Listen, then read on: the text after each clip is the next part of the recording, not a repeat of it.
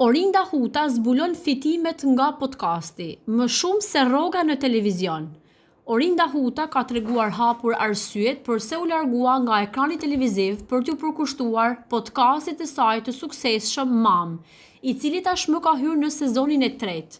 Formati është kthyer në një burim të rëndësishëm informacioni për prindërimin, me histori dhe tema që prekin nënat dhe baballarët.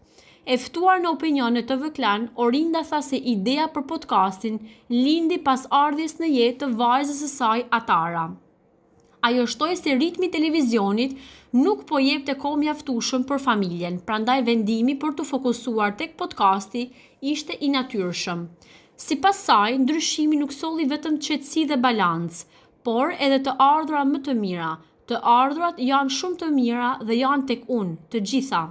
Plus, Instagrami ka fitimet e veta dhe bashkë krijojnë një paketë shumë të fortë, u shpreh ajo, duke theksuar se pavarësia profesionale i ka sjellë stabilitet dhe liri më të madhe.